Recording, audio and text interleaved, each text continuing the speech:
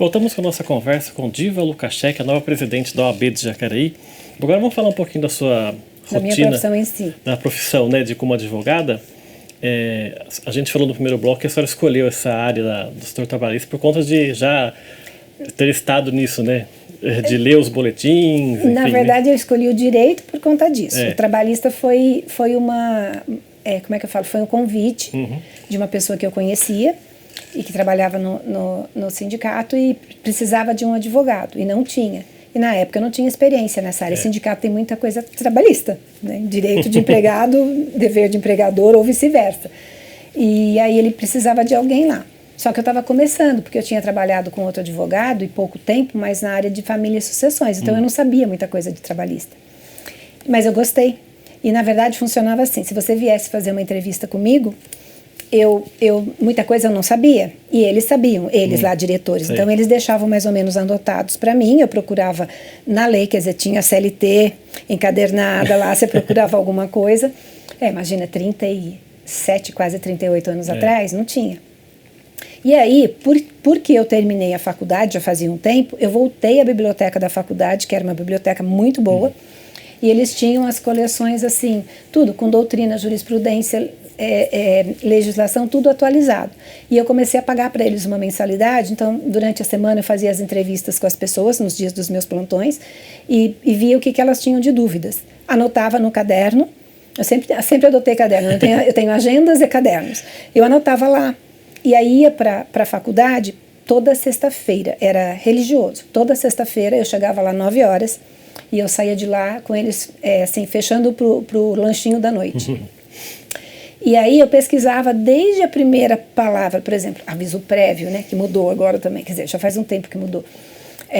Aviso prévio, quando saiu a legislação que falava sobre o aviso prévio, o que era o aviso prévio e tal. E aí pesquisava tudo, eu punha todos os livros assim, enfileiradinhos em cima da mesa, ia pegando desde o primeiro, daí quando eu chegava no final da tarde, eu tinha vários assuntos que eu já tinha estudado bastante. Então eu fiz isso, acho que por uns 2 anos eu fiz isso para conseguir assim me atualizar, entender, e depois os assuntos do momento, e daí vão tendo vários assuntos do momento, os temáticos, logo depois a repercussão do fundo de garantia, quem recolheu, quem não recolheu, como é que seria. Então, e aí eu fui me adaptando e fui gostando, e foi muito interessante, você aprende demais. E é um setor que tem que ficar atualizado todo o tempo, né? Porque essas regras trabalhistas mudam toda hora, né? Olha, o direito é dinâmico, extremamente. Então, assim, antigamente você não ouvia falar em direito econômico do trabalho. Você não ouvia falar, falava-se pouco em direito ambiental, tá certo? Então, assim, o direito, o fato social é que gera o direito. Quando você tem um impasse que os juízes não têm uma legislação, eles começam a decidir de várias formas. Aí você cria jurisprudência. Majoritária, minoritária. Só que não tem uma legislação. E quando ela começa a criar muito impasse, eles têm que ou sumular, vai para o Supremo, ou para os próprios tribunais superiores, eles fazem as súmulas. E alguns juízes entendem que devem seguir ou não. Mas o direito é dinâmico justamente por isso, porque sempre vai ter alguma coisa que vai mudar. E aí eles têm que se adaptar. E o juiz não pode dizer que ele não sabe decidir porque não tem legislação. E aí quando está muito assim, criam-se leis. Então, assim, é isso, é de acordo com o nosso direito mesmo. Como é que fala? Direito romano, origem e tal, muita legislação. Mas ele sendo dinâmico implica em que você vai ter sempre uma área nova. Direito digital está muito em alta. Crimes cibernéticos digitais, entendeu? Crime do Pix. À medida que a tecnologia vai avançando, também vai mudando as regras. Né? Então, nós temos o direito digital, agora peticionamento eletrônico, entendeu? Audiências virtuais. Então, e é dinâmico. Então, o direito não para. Eu li, eu não sei se é verdade, que eu acho que seja, que você vai ter menos advogados daqui, você terá menos advogados daqui a algum tempo, porque muita coisa está passando para a parte administrativa. Por hora você consegue com que o advogado acompanhe, a legislação permite que ele acompanhe, mas muita coisa você já faz sozinho em cartório sem precisar de advogado. Exatamente. Então, antigamente tudo você precisava de advogado. Então, eles dizem que a advocacia, justamente também por conta do digital, ela vai ficar... como é que eu falo? Só assim, cabeças pensantes, entendeu? Escritórios que coordenam. Já tem um computador, e eu não sei se tem aqui, que você faz uma triagem com ele quando você chega ao escritório, falando o que você precisa, Ele te dá uma tarja e já te encaminha para o advogado respectivo do escritório para terminar, mas ele já fala de probabilidade, a jurimetria, né? Nossa. O que você vai ganhar ou perder, já está tudo pronto. E pensa, a cabeça de um computador não tem como, ele cruza a informação em segundos. Exatamente. Então, assim, muito mais... ele cruza todas as informações. Os tribunais têm computadores para discriminar e separar processos repetitivos, ou seja, dos mesmos assuntos para julgar. Então, assim, você não tem como negar. E antigamente a gente não tinha nada disso. Então, como que eu ia me manter atualizada? Então, eu tenho uma biblioteca vasta, tem uns até que eu já até joguei fora, dispensei, que já são obsoletos, não tenho o que fazer. Mas você está sempre lendo, procurando, porque não tem como. Não tem. Quem é advogado tem que gostar de ler. Aliás, a senhora falou agora há pouco que é ainda hoje adepta do caderno, das anotações. A senhora teve facilidade para se adaptar a esse mundo tecnológico? Não, na verdade não. Eu acho que como pessoas da minha geração, uns mais, outros menos, nós temos mais dificuldade. Mas assim, eu comecei a fazer e assim, fiz cursinho, li apostilas, pedi para ajuda. Então hoje eu navego bem. Mas tem muita coisa que eu não sei. Muita coisa mesmo que eu não sei. E é muito rápido. E, por exemplo, tem uma pós-graduação que fala só sobre direito digital. Então é muito interessante. Ele explicando, um professor explicando que ele foi fazer uma viagem e ele perdeu o avião porque estava com overbooking, uma coisa assim, e ele teve que ficar. E a filha dele dormiu em cima da mala dele num banco. E aí, quando ele foi pedir o estorno ou algo parecido, eles não quiseram pagar esse dia que ele teve de prejuízo. E ele falou que ele tinha que provar. Ele usou o Google e conseguiu a foto da filha dele no aeroporto, conseguiu o horário, tudo através disso. Então, eu achei muito interessante. E por falar nesses anos todos do trabalho, né, da senhora como advogada trabalhista, teve alguns casos que mais marcaram essa sua trajetória, ou por curiosidade, ou por, sei lá, outro motivo? Tem fatos hilários e tem fatos marcantes. Tem, por exemplo... Tem processos que duram muito porque a parte pode recorrer bastante. Então, às vezes você fala, puxa, não tem mais sentido. Tem gente que induz juízes e partes a erro. Então, assim, é ruim. Mas, em geral, o que acontece são situações marcantes. Por exemplo, quando eu comecei, logo que eu comecei, acho que no segundo, terceiro ano, eu fazia muito direito de família, coisa que eu não faço mais, eu não gosto. Então, você fazia muita separação e tudo. E eu tinha que fazer para uma senhora... E o juiz deu um despacho que não a favorecia, mas era alguma coisa assim em relação à sua visita. Ela queria acho que 4 dias, o juiz deu 3. Não era nada assim que pudesse atrapalhar muito a vida dela. E ela chegou no escritório com um facão. E ela abria a bolsa para a secretária. E ela falava que ela estava armada e tudo, e a secretária ficou muito preocupada e chegou para mim e falou, nossa, a senhora sabe que ela está com uma faca enorme dentro da bolsa, ela falou que ela vai vir falar com a senhora. Eu falei, deixa ela vir. Daí ela veio, eu conversei com ela se acalmou, falei, olha, eu mostro para a senhora, eu vou até o fórum, e aí tudo bem. Então assim, daí acabou. Teve um outro caso que eu também fiz uma separação e o senhor não aceitava, então ele me perseguia, ele ficava andando na calçada do escritório, mandava pessoas lá. Então, assim, tem umas coisas muito assim. Você penhora, às vezes, coisas de empresas um pouco menores, que eu digo assim, elas dependem do trabalho delas para sobreviverem como todo mundo, mas quando o juiz penhora, nem sempre eles gostam, porque eles têm que estar com esse material para um eventual leilão, uma asta, alguma coisa assim.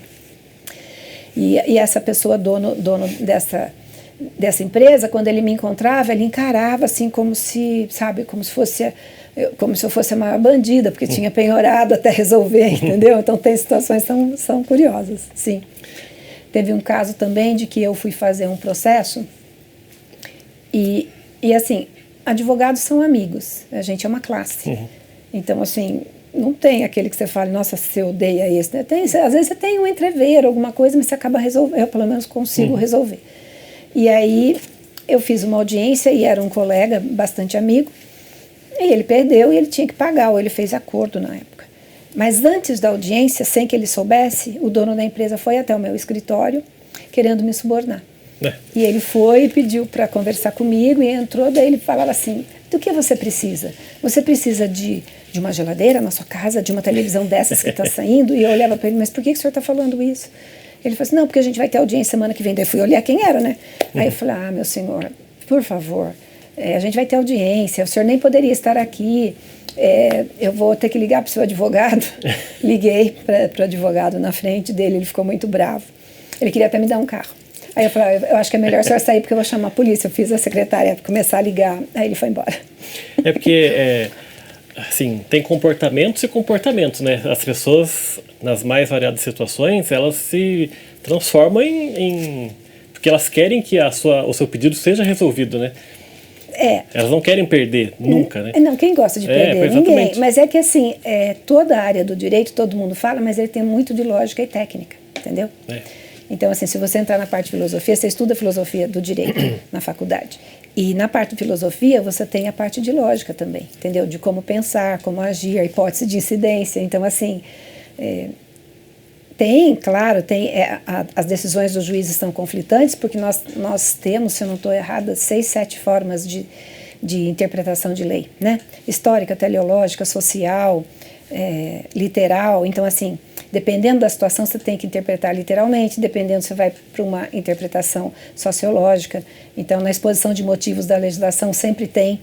Então, você tem que seguir mais ou menos isso. Mas, em geral, a decisão do juiz é motivada. Ele tem que justificar o porquê, mesmo que seja o mínimo, mas ele tem que motivar. Mas essa motivação, muitas vezes, não bate com o anseio da parte. Né? Então, assim, já tive casos da pessoa insistir para que você entre com o processo. Você fala, você vai perder, meu senhor, você vai ter prejuízo. Aí você faz a pessoa assinar. É que assim, o direito de petição, ele é garantia constitucional. Você pode peticionar. Então ele fala, puxa, eu tenho esse direito. E algumas situações você não tem como falar, não farei. Então o que eu uso isso, e muitos advogados instruem para fazer. Você chama a pessoa, faz um esclarecimento desse tamanho, essa advogada. Hoje a advogada responde, né, por má fé e tal. Então, assim, essa advogada é contra por causa disso, o resultado não é esse, a jurisprudência dominante é essa, a legislação é essa. Você põe todo um contexto e vai explicando ali para ele, desenhando para ele como é. E aí ele olha, e muitas vezes ele, vou arriscar. Gente, mas você vai perder.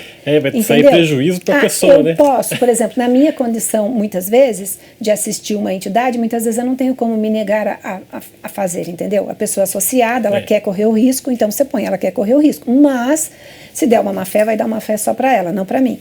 Então você tenta explicar ali no processo que a pessoa é uma pessoa que não entende muito da legislação, e é claro, você vai ter que ter um fundamento jurídico para aquilo, né? Eu lembro que uma vez eu entrei com o processo e eu tinha jurisprudências, eu não tinha uma legislação, eu tinha várias jurisprudências que falavam sobre o meu assunto e que deram ganho de causa numa situação idêntica. E eu entrei e o juiz, ele falou, mas isso aqui para mim é indevido. Eu falei, doutor, para o senhor é indevido, mas eu estou fundamentando. Não, está fundamentado. Eu falei, então, se está fundamentado e já tem um precedente, eu acabei ganhando, na verdade, então foi interessante. Mas você tem que arriscar, e muitas vezes você fala, puxa, isso aqui é jurisprudência minoritária, você não vai conseguir, e às vezes você consegue. Então, assim, é um direito, mas a gente tem que tomar cuidado. Cuidado justamente por isso, entendeu? Orientar, explicar. Para a gente encerrar esse bloco, a gente falou muito de tecnologia, né, do direito.